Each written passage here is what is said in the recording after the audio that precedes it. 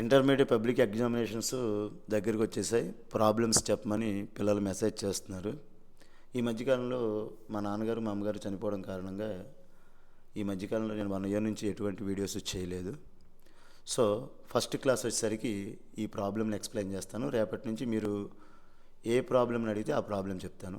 So ఈ problem చేద్దాం. ఈ ప్రాబ్లము మే 2016 తెలంగాణ స్టేట్లోను, మార్చ్ 2016, 2011, 2003 మన ఉమ్మడి ఆంధ్రప్రదేశ్లోను ఈ ప్రాబ్లం వచ్చింది ఐపీఈలో.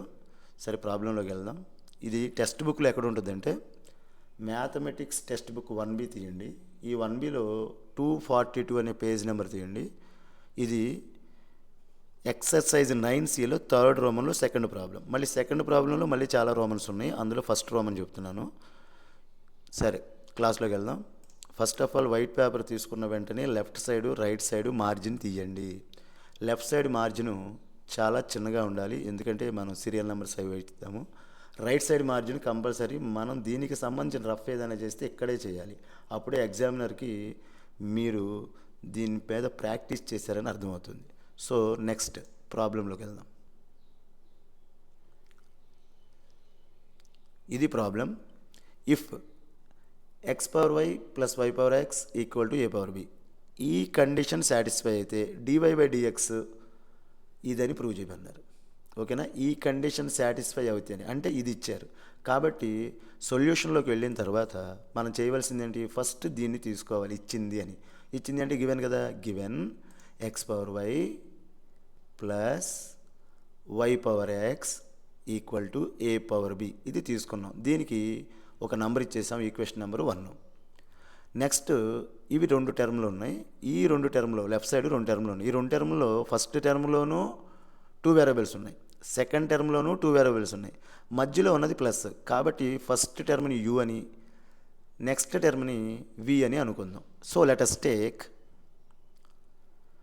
ఫస్ట్ టర్మ్ని u అనుకున్నాం కాబట్టి u equal to x power y అవుతుంది. సెకండ్ టర్మ్ని v అనుకున్నాం కాబట్టి v equal to y power x అవుతుంది. v ఈక్వల్ టు, సో 2 వచ్చినాయి కాబట్టి మనకు ఫంక్షన్స్ మధ్యలో ఒక గీత గీసుకుని లెఫ్ట్ సైడ్ ఒక ఫంక్షను, రైట్ సైడ్ ఒక ఫంక్షన్. అంటే లెఫ్ట్ సైడ్ u తీసుకుందాం, రైట్ సైడ్ v తీసుకుందాం. ఒకేసారి సైమల్టేనియస్గా చేసేద్దాం, మీకు అర్థమవుతుంది, ఎగ్జామినర్ కూడా చక్కగా ఉంటుంది ఒకే పేజీలో ఉండడం కారణంగా. సో లెఫ్ట్ సైడ్ ఈ ఫంక్షన్ మొత్తాన్ని యూని లెఫ్ట్ సైడ్ రాయండి, ఈ ఫంక్షన్ని రైట్ సైడ్ రాయండి.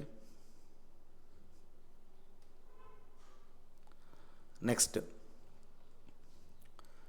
ఇప్పుడు u equal to x power y, దీనికి మనం డైరెక్ట్గా డిఫరెన్షియేషన్ చేయలేం, లాగుల్లో తీసుకుని చేస్తే ఈజీగా ఉంటుంది. కాబట్టి ఎక్స్పోనెంట్స్ ఎప్పుడు వచ్చినా సరే ఎక్స్పోనెంట్స్కి లాగరిథమ్సే కదా, కాబట్టి బోత్ సైడ్స్ లాగ్ అప్లై చేద్దాం. Apply logarithm on both sides. మనం ఏ ఫంక్షన్ అప్లై చేసినా బోత్ సైడ్స్ అప్లై చేయాలి. డివిజన్ చేసినా బోత్ సైడ్ చేయాలి, మల్టిప్లికేషన్ చేసినా బోత్ సైడ్ చేయాలి, ఎడిషన్ చేసినా బోత్ సైడ్ చేయాలి. అప్పుడే దాని వాల్యూ చేంజ్ అవ్వకుండా ఉంటుంది. సో రైట్ సైడ్ కూడా same step, apply logarithms on both sides. Next దీనికి డిఫరెన్షియేషన్ చేయాలి. డిఫరెన్షియేషన్ చేయాలి అంటే ముందు లాగ్ అప్లై చేయాలి కదా. దీని ప్రకారం లాగ్ అప్లై చేస్తే లాగ్ u అవుతుంది left side, right side log x power y అవుతుంది. అంటే ఇలా వస్తుంది. ఓకే, ఇటు లాగ్ అప్లై చేసాం, ఇటు కూడా లాగ్ అప్లై చేసాం. అలాగే దీనికి కూడా లాగ్ అప్లై చేస్తే log v equal to log y power x అంటే ఇలా రాస్తాం. నెక్స్ట్ ఇలా వచ్చిన తర్వాత ఇప్పుడు డిఫరెన్షియేషన్ చేయాలి. Differentiation with respect to x చేయాలా, y చేయాలా, v చేయాలా, u చేయాలా, t చేయాలా అనేది ఏది చెప్తుంది అంటే ఇక్కడ లెఫ్ట్ సైడ్ ఉన్నది డినామినేటర్లో ఏముంది, differentiation with respect to x అని ఉంది కాబట్టి విత్ రెస్పెక్ట్ టు x చేయాలి. డినామినేటర్లో ఉన్న దాన్ని బట్టి డిపెండ్ అయి ఉంటుంది. So d by dx of log u అవుతుంది, ఇది d by dx of log x power y అవుతుంది. అంటే ఇలా వస్తుంది.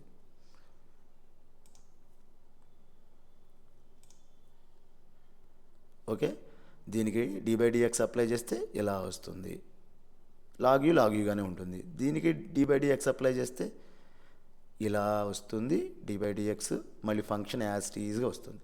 సేమ్ లెఫ్ట్ సైడ్ ఎలా అయితే చేసామో రైట్ సైడ్ కూడా అలాగే చేద్దాం.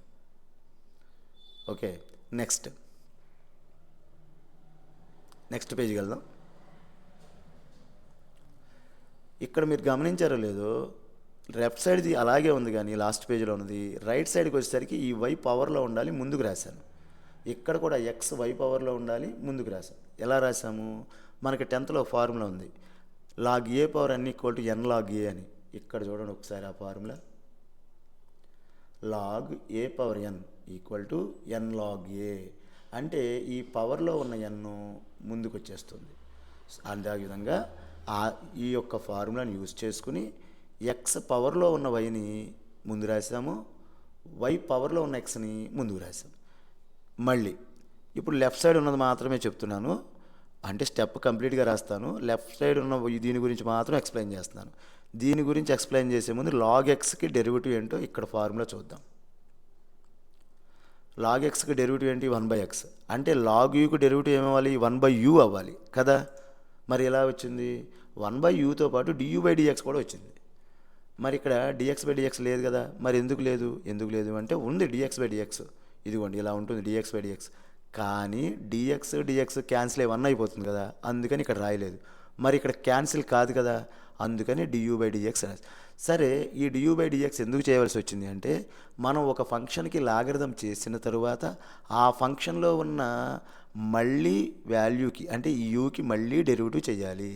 ఇక్కడ ఎక్స్కి మళ్ళీ డెరివేటివ్ చేస్తే dx/dx వచ్చి క్యాన్సిల్ అయిపోయి 1 అయింది. ఇక్కడ క్యాన్సిల్ అవ్వదు కాబట్టి du/dx ఉంది. ఇది LHS సైడ్ ఎక్స్ప్లెనేషన్. ఇక RHS సైడ్కి వచ్చేసరికి ఇది చూడడానికి u వైని u, లాగ్ ఎక్స్ని v అనుకోండి. ఎందుకంటే మళ్ళీ ఇక్కడ 2 ఉన్నాయి వేరియబుల్స్ కాబట్టి d/dx ఆఫ్ యూవీకి ఫార్ములా ఏంటి? uv' plus vu'.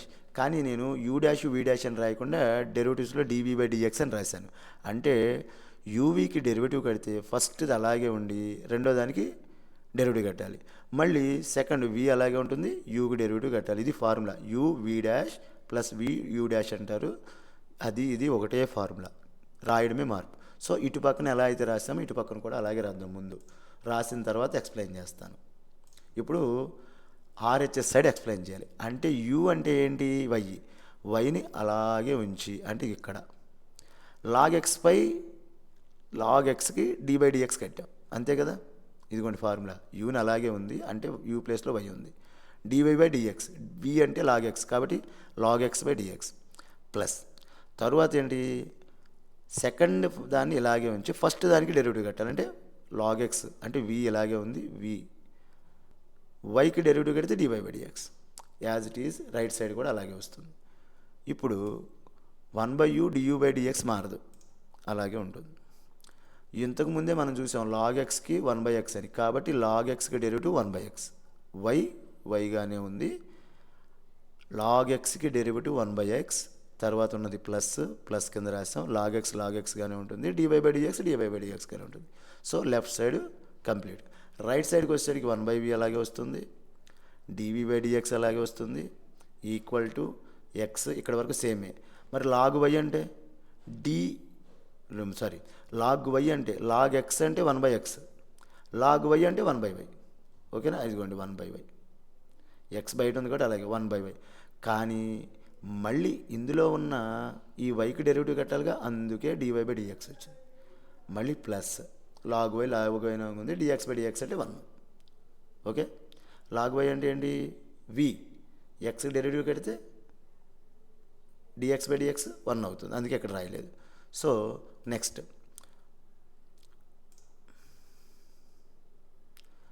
ఈ వైని లోపలికి తీసుకెళ్ళాం. న్యూమరేటర్ ఇంటూ న్యూమరేటర్, డినామినేటర్ అంటే 1 కదా. y into 1 y, 1 into x. Bracket open చేసామంతే, ఇంకా ఈ పక్కన మనం చేసిన స్టెప్ ఏమీ లేదు. మరి ఇందులో ఇది కూడా ఏమవుతుంది? ఎక్స్ న్యూమరేటర్లోకి వెళ్తుంది, x/y dy/dx as it is మొత్తం అంతా అలాగే వస్తుంది. చూడండి, LHS ఏం చేంజ్ అవ్వలేదు, లాగ్ y చేంజ్ అవ్వలేదు, జస్ట్ ఎక్స్ బ్రాకెట్ లోపలికి వెళ్ళి బ్రాకెట్ తీసేసాము, x/y dy/dx వచ్చింది. నెక్స్ట్ పేజ్కి వెళ్దాం. ఈ లాస్ట్ లైన్ అలాగే ఉంచుదాం. లాస్ట్ లైన్ యాజ్ ఇట్ ఈజ్గానే ఉంది కదా. ఇప్పుడు నెక్స్ట్ ఏం చేద్దామంటే 1/u రైట్ సైడ్ తీసుకెళ్దాం, అప్పుడు du/dx వస్తుంది. 1/v రైట్ సైడ్ తీసుకెళ్దాం, అప్పుడు dv/dx వస్తుంది. సో 1/u అటు వెళ్తే ఈ మొత్తాన్ని అంటే ఈ రైట్ సైడ్ ఉన్న మొత్తాన్ని u ఇక్కడ డివిజన్ చేస్తుంది కాబట్టి ఇటు మల్టిప్లై చేయాలి. అంటే ఇలా రావాలి. ఈ మొత్తం బ్రాకెట్లో పెట్టేసి u డివిజన్ చేస్తుంది కాబట్టి రైట్ సైడ్కి వస్తే మల్టిప్లికేషన్ చేసింది. Okay, same as well as dv/dx ఇలా ఉండి ఈ మొత్తం దాన్ని బ్రాకెట్లో ఉంచి ఈ బ్రాకెట్ ముందుకు వచ్చి మొత్తాన్ని మల్టిప్లై చేస్తుంది. ఇప్పుడు దీన్ని ఎక్స్పాండ్ చేద్దాం.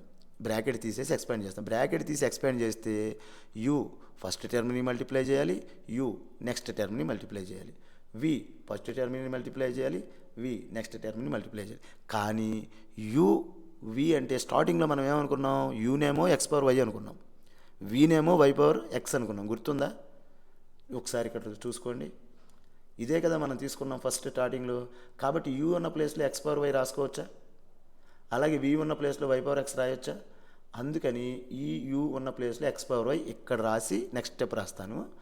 ఈ y/x అనేదాన్ని ఈ ప్లేస్లో రాసి నెక్స్ట్ స్టెప్ రాస్తాను. ఓకే, యాజ్ టీజ్గా అలాగే ఉంది. u ప్లేస్లో మాత్రం x/y రాసాం. ఇది కూడా యాజ్ టీజ్ అలాగే ఉంది. v ప్లేస్లో మాత్రమే y/x రాసాం. దీనికేమో ఈక్వేషన్ నెంబర్ 2 అని పెట్టాను, దీనికేమో ఈక్వేషన్ నెంబర్ 3 అని ఇచ్చాను. ఇప్పుడు ఫస్ట్ దీన్ని ఈక్వేషన్ నెంబర్ 1ని మళ్ళీ రాసుకోండి.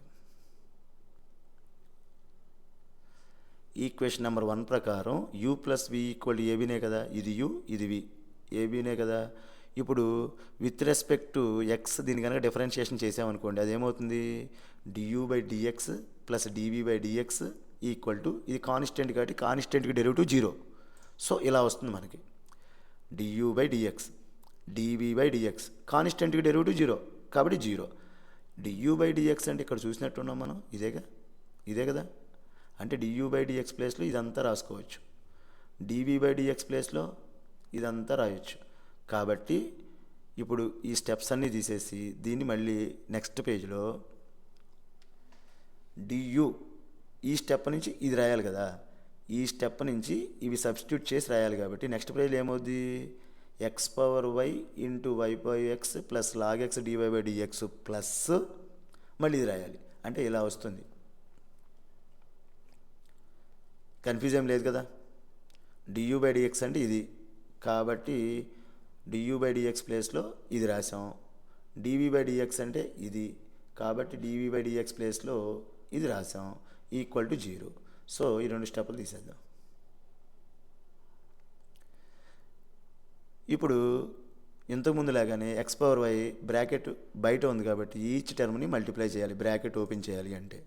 అంటే x/y ఈ టర్మ్ అవుతుంది, మళ్ళీ మధ్యలో ప్లస్ x/y ఈ టర్మ్ అవుతుంది.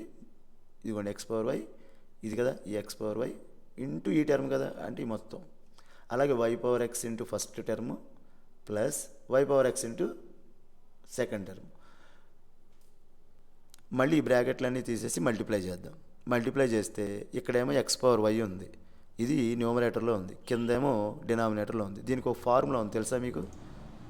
ఇదిగోండి, a/m/n. ఒకవేళ బై కనుక ఉంటే మైనస్ వస్తుంది, ఇంటూ ఉంటే ప్లస్ వస్తుంది, తెలుసు కదా.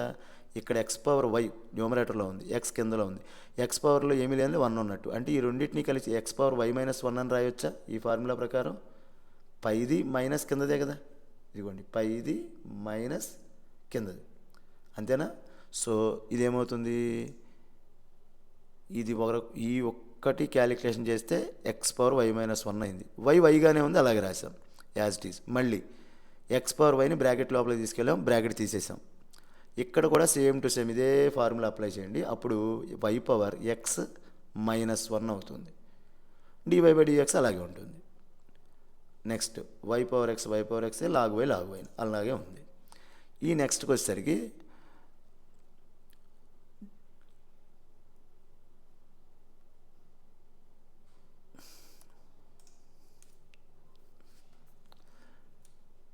dy/dxని అంటే ఇది ఈ 2 స్టెప్పుల్ని లెఫ్ట్ సైడే ఉంచి, ఓకేనా, ఈ 2 స్టెప్స్ని లెఫ్ట్ సైడే ఉంచి ఈ 2 స్టెప్పుల్ని రైట్ సైడ్ తీసుకెళ్ళాం. ఎందుకు తీసుకెళ్ళామంటే dy/dx అనేది LHS సైడ్ ఉండాలి, మిగిలిందంతా RHS సైడ్ చూపించాలి మనం. కాబట్టి dy/dxని లెఫ్ట్ సైడ్ నుంచి ఇందులోంచి కామన్ తీయొచ్చు, అప్పుడు లెఫ్ట్ సైడ్ ఉంటుంది. ఈ మిగిలిన టర్మ్ని అంటే dy/dx లేనటువంటి టర్మ్ని రైట్ సైడ్ తీసుకొచ్చాం అంటే ఇలా వస్తుంది. ఓకే, ఇది ప్లస్ కాబట్టి రైట్కి వస్తే మైనస్, ఇది ప్లస్ కాబట్టి రైట్కి వస్తే మైనస్. నెక్స్ట్ ఇక్కడ స్టెప్స్ ఒకే స్టెప్ 2 సార్లు పడింది చూసుకోండి. సో దీని నుంచి పైన రాద్దాం, dy/dx కామన్ తీద్దాం. dy/dx రెండిట్లోనూ కామన్ తీస్తే ఫస్ట్ టర్మ్ ఇది అవుతుంది ప్లస్ సెకండ్ టర్మ్ ఇది అవుతుంది. సో dy/dx కామన్ తీసాం. ఫస్ట్ టర్మ్ ఏంటి, ఇది. సెకండ్ టర్మ్ ఏంటి, ఇది.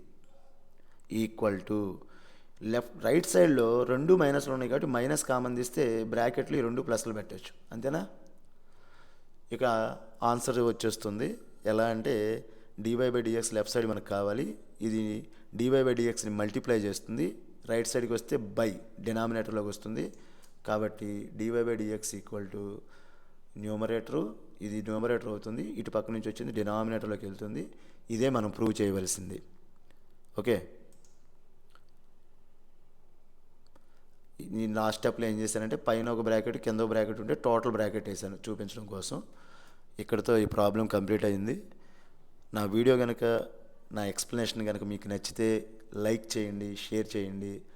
అదేవిధంగా మీకు ఏ ప్రాబ్లం ఉన్నా కామెంట్ సెక్షన్లో కామెంట్ చేస్తే విత్ ఇన్ హాఫ్ డే లోపు నేను ఆ వీడియో చేసి కరెక్ట్ ఎక్స్ప్లెనేషన్ ఇచ్చి వీడియో పోస్ట్ చేస్తాను. Thank you students.